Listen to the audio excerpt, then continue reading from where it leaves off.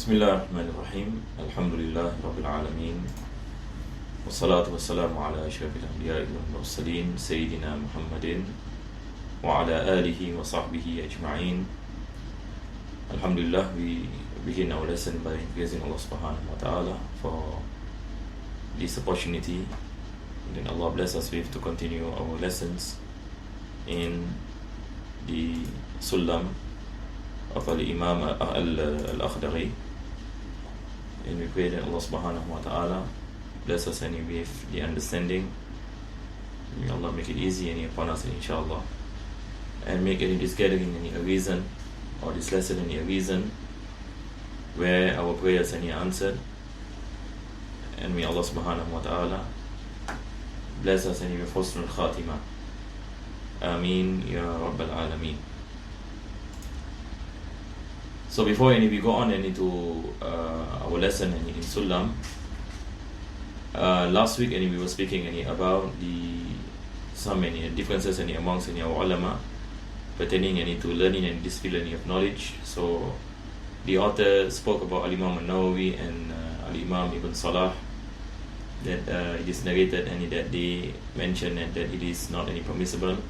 And the reason is such as what I mentioned last week, and you can find this in the commentaries, that the last time the logic or Mantiq is mixed with the ideology of the Greek religion, where they speak about their gods and so on. So in their books they speak about their belief in idol and worshipping and so on. So that is why the earlier scholars mentioned that this type of learning of Mantiq is not permissible, because it can lead a person to kufr and to Allah subhanahu wa ta'ala. But of course, when Al-Imam Ghazali came and Al-Imam Fakhruddin Razi, they remove all these ideologies away from these books of Mantiq, and they wrote it in a sense that it is easy for the Muslim and the student to learn that. So Al-Imam Ghazali emphasized highly on the learning of Mantiq, and that's what we mentioned. And also many scholars who came after him took that position. But the author mentioned that if a person has a strong foundation in religion, for example, he has studied Aqidah, he has studied fiqh at a certain level, for example, he has studied in Tasawwuf, then it is permissible for him to learn this knowledge. Otherwise, it is better for him to focus on the foundations. So knowledge of Mantiq is knowledge that tells us about how we value arguments and so on and so forth. So our scholars speak about the importance of having a strong foundation in the Islamic knowledge before entering into this knowledge of Al-Mantiq. So inshallah we will go back into our notes, and this week I placed the notes in PowerPoint slides. Last week I did not place them, part of it, and because of time. So inshallah this is the notes that we will go through. We also mentioned a bit about what's the meaning of al-ilm al-hadith, because the author mentioned anwa'ul ilm al-hadith, the types of al-ilm al-hadith. Now we have this terminology. The word al-hadith is basically, if it is translated in English, we call it the contingent, something that is contingent, something that is derived, knowledge that is begotten. So it is in contrary to al-qadim. So when it comes to the knowledge of Allah subhanahu wa ta'ala, we say knowledge of Allah is qadim. So knowledge of Mantiq, it does not focus on the knowledge that is pre-eternal, but it is focusing on knowledge that is contingent. So I translated it as new knowledge. Anwa'ul ilm al-hadith, types of knowledge that are contingent. So we are speaking about knowledge of human beings, we are speaking about knowledge on the universe and science and so on and so forth. All these are basically knowledge that is any contingent that requires us to seek this kind of knowledge. طيب, so I mentioned a few things. This is my own commentary. So I mentioned new knowledge and it differs from divine knowledge, which is transcendent. The knowledge of Allah is not classified into tasawwur and tasdeeq. So when we speak about the definition of Mantiq, and last time we mentioned that the knowledge of Mantiq basically has two main elements. That is the element of tasawwur, apprehension, and the element of tasdeeq, that is affirmation. So we have on one side apprehension, the other side is affirmation. So we have to apprehend, then only we can come into a state of affirmation.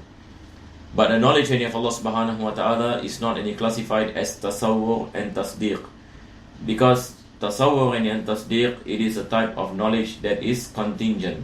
So when we say contingent, it is knowledge that is what you call it, that is attained or that can be understood by the human beings.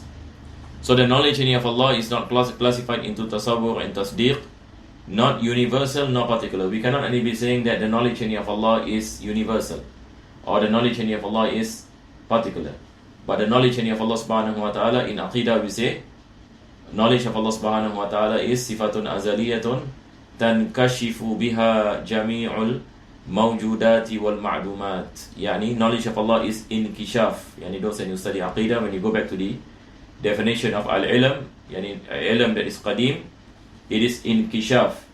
But here when it comes into knowledge of human beings, it is divided into apprehension and what you call it, affirmation, and then we have universal and particular. All this will be discussed in the knowledge of al-Mantiq.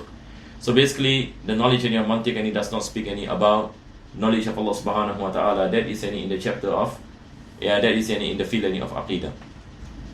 Knowledge of Allah encompasses everything that is known. This is the meaning of inkishaf. Here the author is speaking about other than the knowledge of Allah, thus he termed it as new knowledge. And al-ilm al-hadith. Al-hadith is contingent. And then he mentioned, now as what I mentioned in last week, today inshallah ta'ala we will enter into Mantiq. And this is the lesson that we enter into the contents of the knowledge of al-Mantiq. So he mentioned in the next part, idraku mufradin tasawwuran ulim wa darku nisbatin bitasdiqin musim. Aywa. So now we have a few things here. We have a few things here. Number one, he said, understanding a particular word is tasawwur, that is apprehension. While understanding the occurrence of the association in a sentence is tasdeeq, affirmation. So what is the meaning? So let me demonstrate.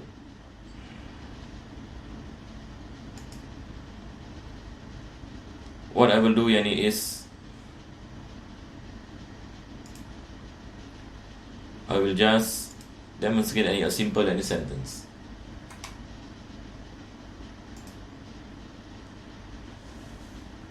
So the sentence is this. Maybe I start with the Arabic sentence. I will explain the Arabic part, and then the translation, so that we get both. We get in the Arabic an understanding, and also in English. So in Arabic, we say Zaidun qa'ibun. I'm typing this with my mouse, so that's why it's not really what you call it, proper. Zaidun qa'imun.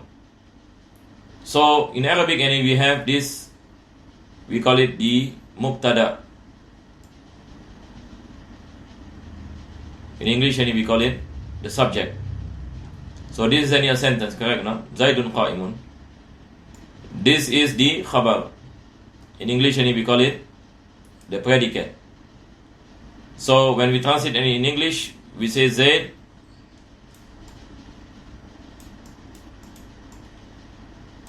is standing.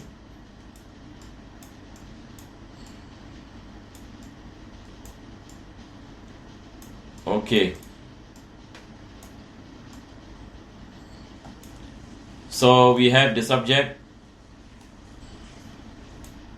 and then we have the predicate. Okay, basically what the author is saying, there are a few things here. Number one, we have Zayd. In Mantiq, we call it Mawdu'.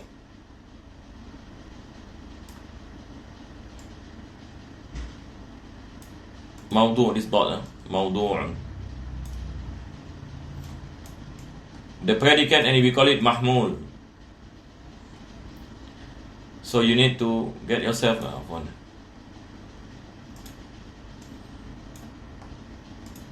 This is Mahmul.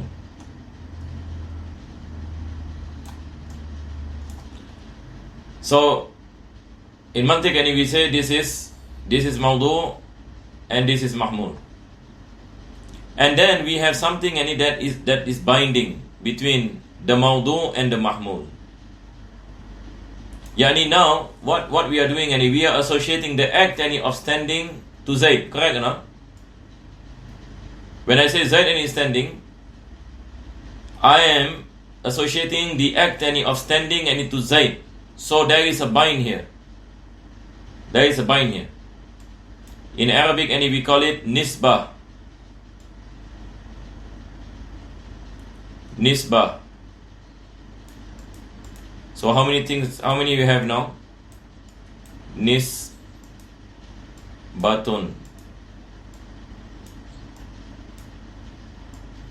Okay, so we have three things. Number one,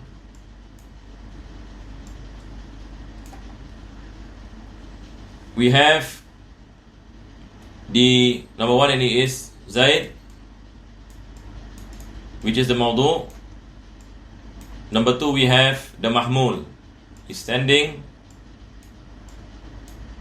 So in Arabic we say Qa'im,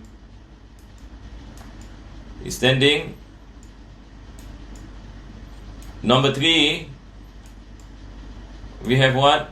Nisbah.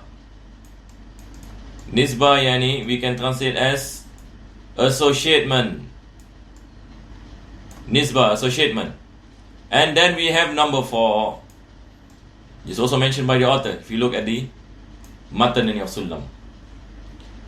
Number four, yani is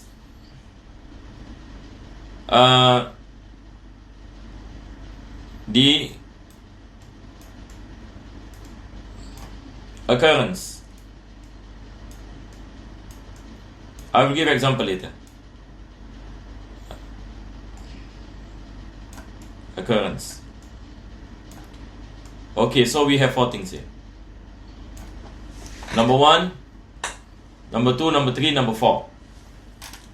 So now when we go back and we look at this example, we have Zayd. So understanding this word, idraku mufradin, the author said. Idraku mufradin, this is mufrad. Basically the meaning of mufrad is a particular word. Understanding the meaning of mufrad. This is tasawwur, he said. Let us go back to what he said. He said, idraku mufradin. To understand the mufrad. So this is only one word. So to understand, number one, the subject, and then we have the predicate, and then we have the nisbah. All this are tasawwur. Idraku mufradin tasawwuran ulim. Yani understanding a particular word is called tasawwur. This is what the author said. Understanding a particular word is tasawwur. Tasawwur is apprehension. That is, when you go back to the sentence, you understand each of the meaning of the words. What is Zayd? Zayd is a person. Standing is an act, it's an action. And then nisbah is ascribing that action to Zayd. This is basically the meaning Zayd is standing. So number one is tasawwur. Number two is tasawwur. Tasawwur apprehension. Number three, nisbah, to find the binding between what you call it, the mawdu and mahmul. So all this is tasawwur. 1, 2 and 3. This is tasawwur. But when it comes to number 4, now we speak about the occurrence. Yani we ask the question, is Zaid standing? Now a person says Zaid is standing. Zaid is standing. When a person say Zaid is standing, this statement has a possibility that there is truth, meaning Zaid is really standing. There is a possibility that it is false, that Zaid is not standing. And for example, when a person comes to you and you are in a room, and for example Zaid is somewhere outside the house, and the person tells you that Zaid is standing outside the house, you did not see. So there is a possibility that Zaid is standing, there is a possibility that Zaid is not standing. If you come into the conviction that Zaid is standing, and for example you go out of the house and you saw Zaid and he literally is standing, now we say the occurrence of this statement has been fulfilled. Meaning we have come into a conviction, for example, that this statement is correct. For example, by observation, or by about 20 people and they come to you and say that Zaid is standing. Now this is what you call it in hadith, and we call it khabar mutawatir. Many people and it comes to you and say that Zaid is standing. So you come into the conclusion of conviction that Zaid is standing. But if you come into a state where you do not believe for example, and you are saying Zaid is not standing. So either you believe the occurrence of the sentence, or you do not believe. Now this is the meaning of tasdeeq. This is the second part. So this is what the author is saying. وَدَرْكُ نِسْبَةٍ بِتَصْدِيقٍ وُسِمٍ. وَدَرْكُ نِسْبَةٍ, to believe in the nisbah, to believe in the association of the mahmul and the mawdu'. When we say Zaid is standing and you believe that Zaid is standing, so this conviction that comes from you, this is the meaning of tasdeeq. And because tasdeeq comes from وَصَدَّقَ يُصَدِّقُ تَصْدِيقًا, you basically you believe. Or a person he comes to a conviction that he said that Zaid is not standing, that is also tasdeeq. And he comes into the conviction. So now when we go back into the 4 things. So again, there are how many things? 4 things. Zaid, which is the subject, is standing, which is the predicate, and then we have the nisbah, the association. So all these are tasawwur. But when it comes into number 4, the occurrence of the statement, this is tasdeeq. When you believe, when you come into a conclusion that you believe that Zaid is really standing, now this is called tasdeeq. So this is the majority of logicians, the manatiqa, their way of understanding the difference between tasawwur and tasdeeq is like this. Except for Imam Fakhruddin al-Razi. Al-Imam Fakhruddin al-Razi mentioned understanding everything, all these 4. Every of this is a pillar in tasdeeq. So he said that you can only attain any tasdeeq by having the tasawwur for all 4 things. If any of the things is not attained as an understanding, then there is no tasdeeq. So basically he is saying that all these 4 categories they are the pillars of affirmation. If anyone is not present, then the affirmation cannot be achieved. But that is not any opinion that is chosen. The opinion that is chosen is the opinion of the hukama, we call it. The philosophers. They are saying that the first 3 is shurut. The first 3 is shurutu tasdeeq. the conditions any of the tasdeeq, of the conviction, of the occurrence any of the sentence, or of the of a claim, any, for example. So these are the conditions to attain number 4. So Zaid any is tasawwur, standing any tasawwur, nisbah is tasawwur. Yani once any we understand any this, then only any we can ask any the question whether it is a true or it is a false any statement. So when we come into to an understanding that it is true, then we say it is tasdeeq. Or a person and he say it is false, then it is also any tasdeeq, but it is on the negative any side. So this is any basically what any the author meant when he speaks any about tasawwur and tasdeeq. Yani he wants any to give us the understanding any of this, some any of these terms. So we read it again. He said idraku mufradin tasawwuran ulim. Idraku mufrad, yani understanding any the word. Now this goes back any to how many things? The 3 things. So this is tasawwur, apprehension. Wa darku nisbatin, this is number 4. Yani to understand and to believe the occurrence of the nisbah. It is called bitasdiqin wusim.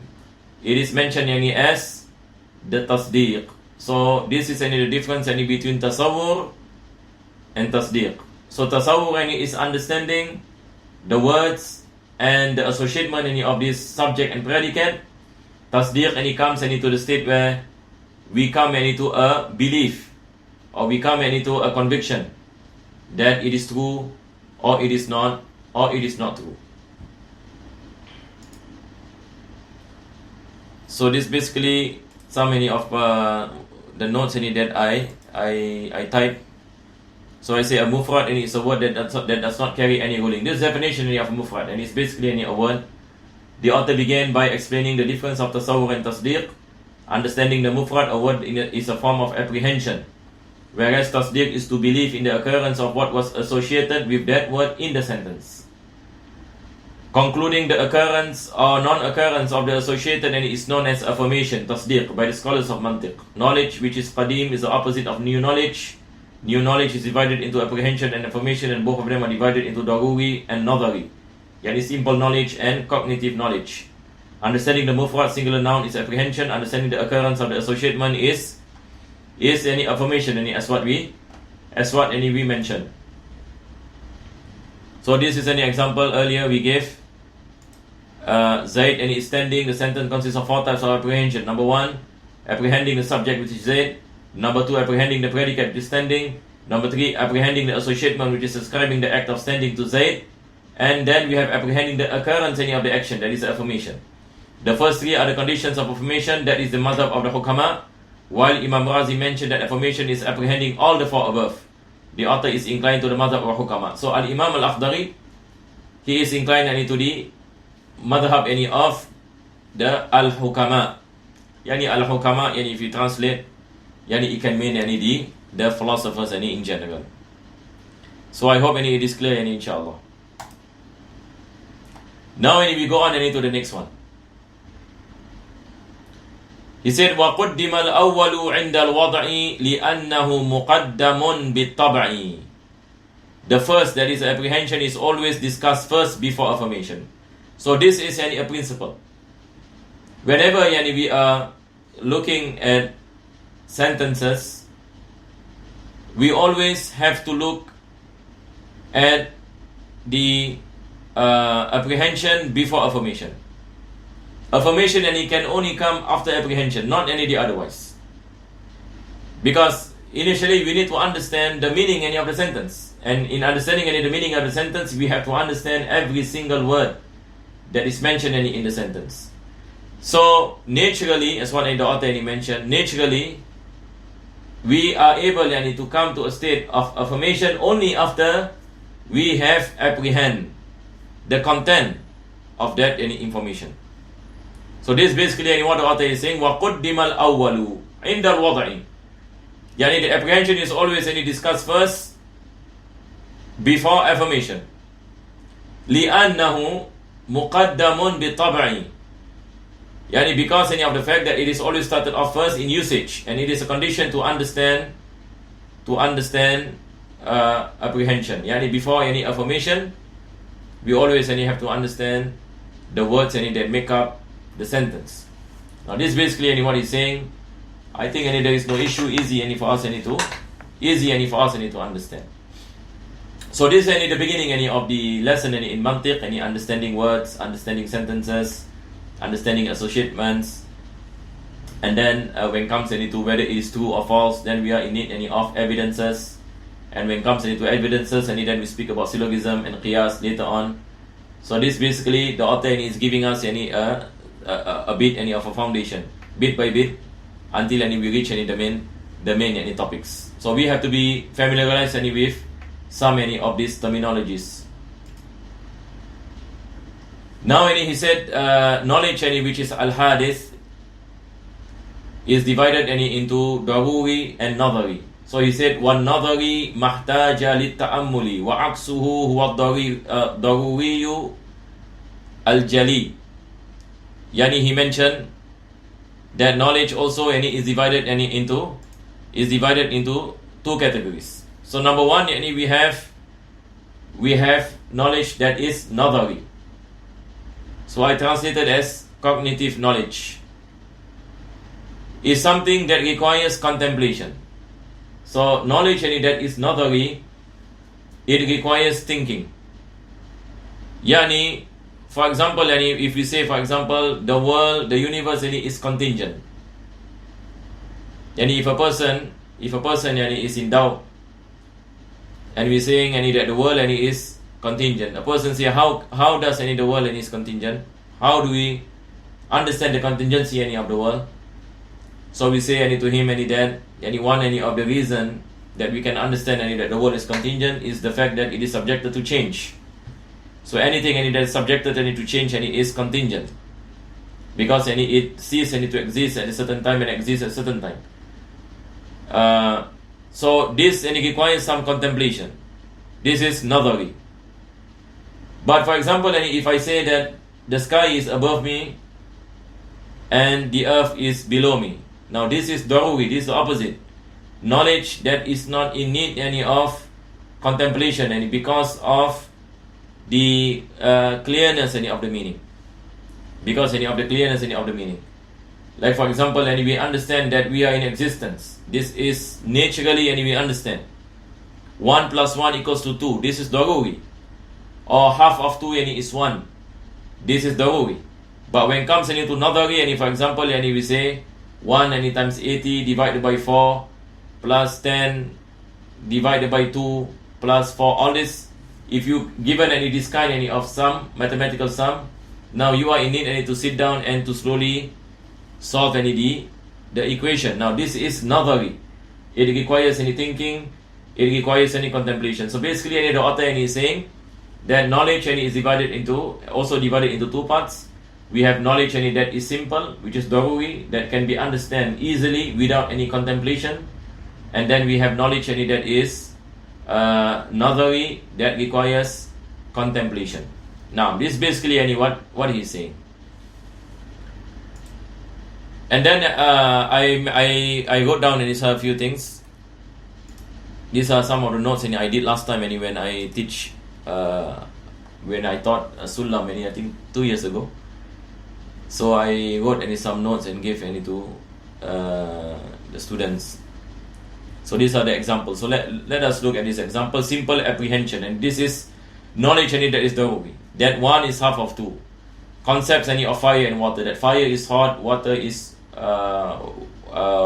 is cool. So this is daruri, and everyone knows that fire is hot. So we are not in need of contemplating.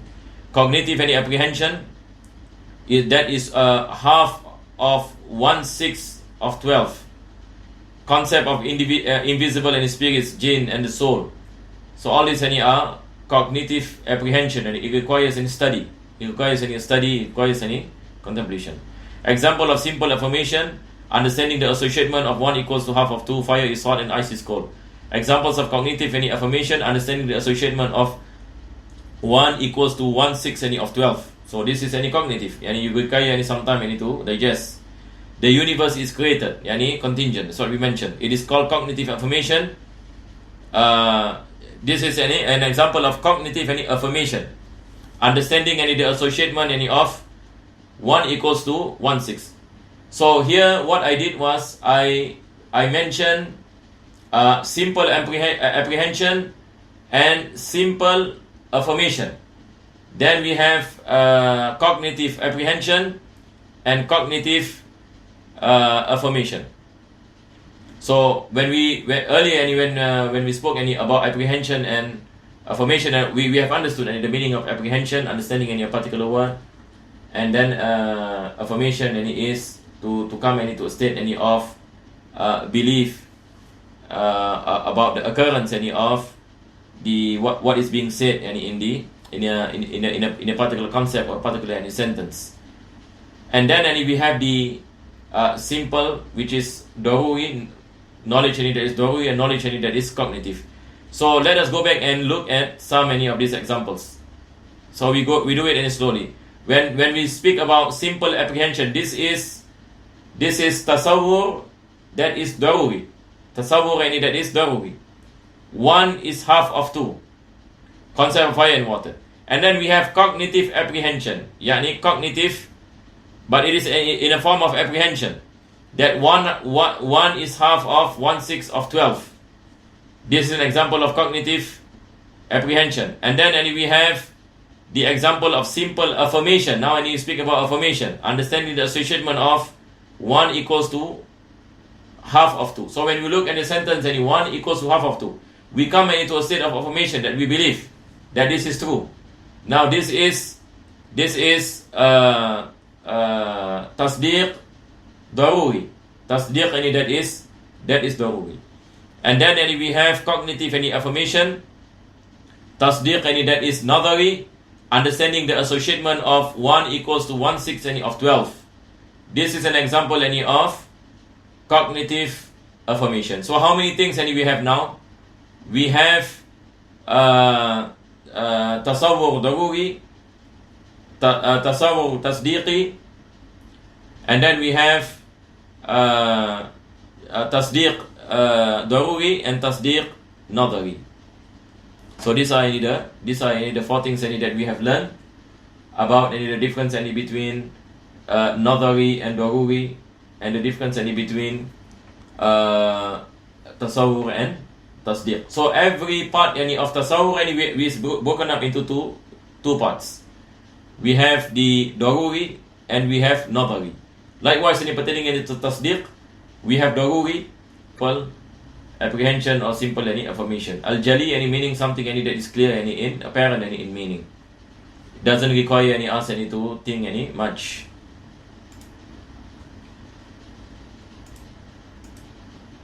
Now when we go on to the next part, the author mentioned وَمَا إِلَى تَصَوُّرٍ بِهِ وُصِلٍ يُدْعَى بِقَوْلٍ شَارِهٍ فَلْتَبْتَهِلْ. Let me demonstrate an example.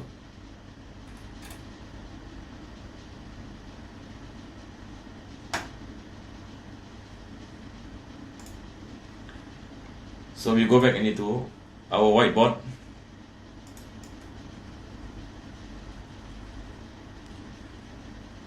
So now the author speaks about a term that is called qawlun sharih.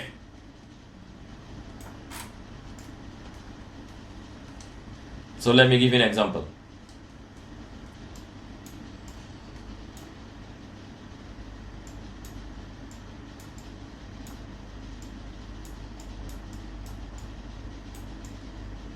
Humans are intellectual beings.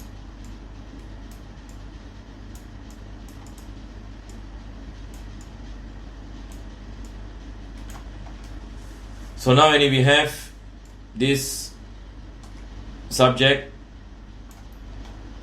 and the predicate.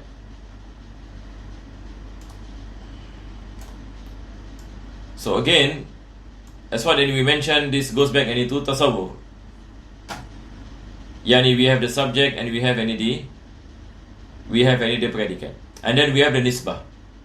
yani the association between humans and intellectual beings.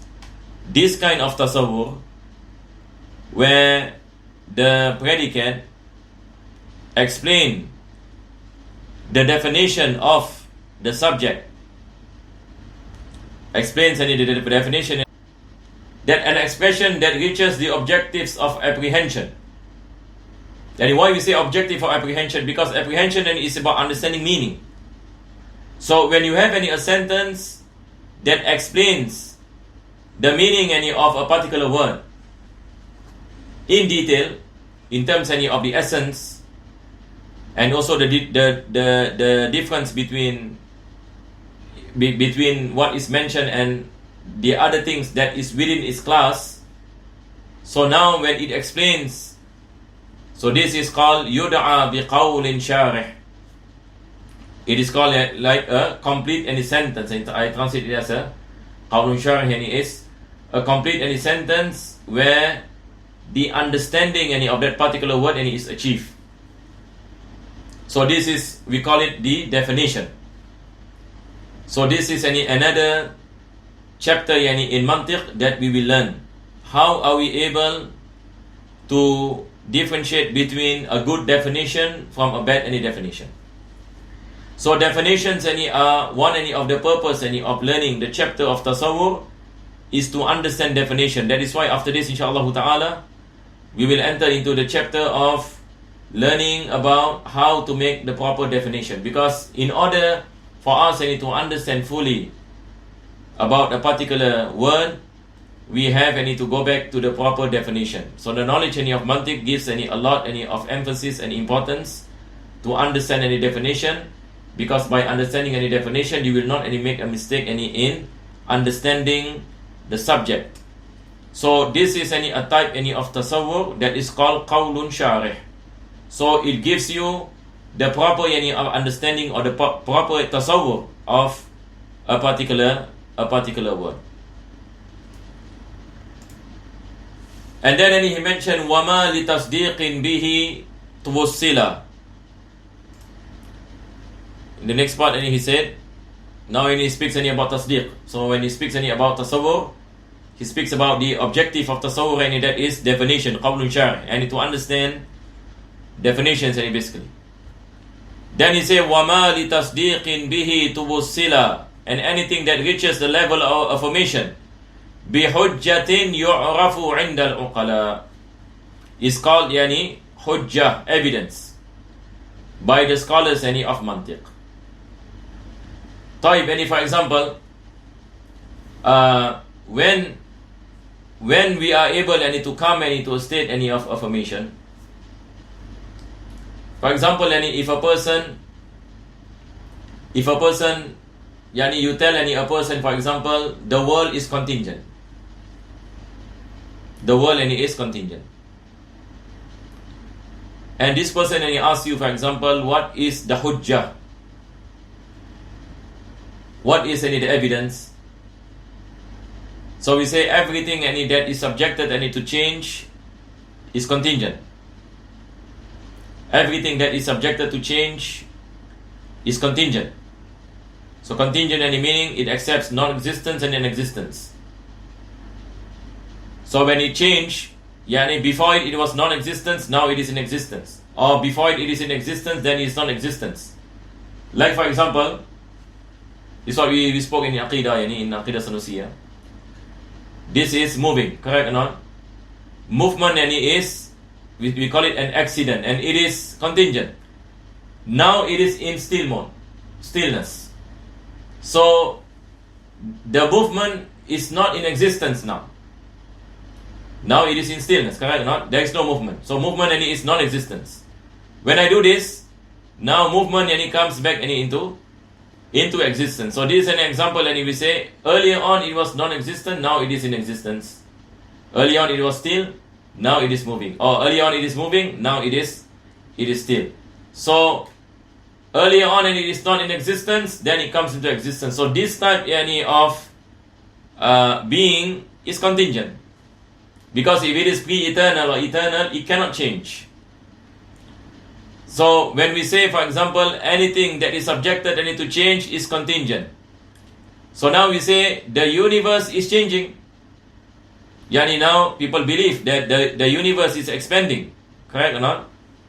The universe is expanding. Allah subhanahu wa ta'ala said in the Quran, for example, وَالسَّمَاءَ بَنَيْنَاهَا وَإِنَّا لَمُوسِعُونَ.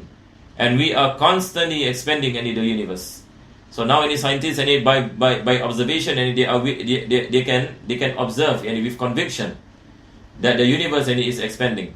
So this is one of the strongest proofs for the contingency of the universe. So where is our hujjah now?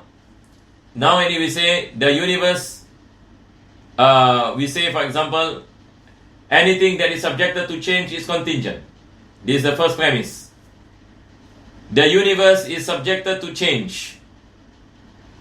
Then what is the conclusion? The second premise, the universe is subjected to change, and by observation. What is the conclusion? The universe is contingent.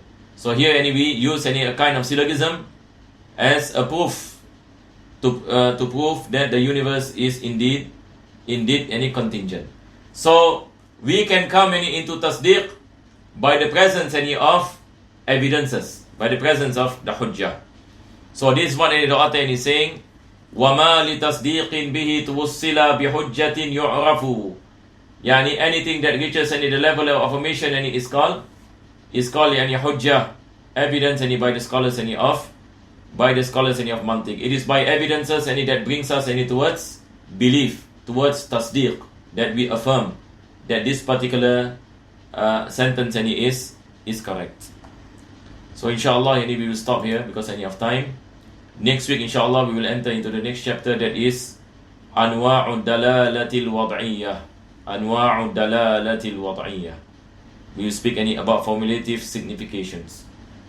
وصلى الله على سيدنا محمد وعلى آله وصحبه وسلم والحمد لله رب العالمين.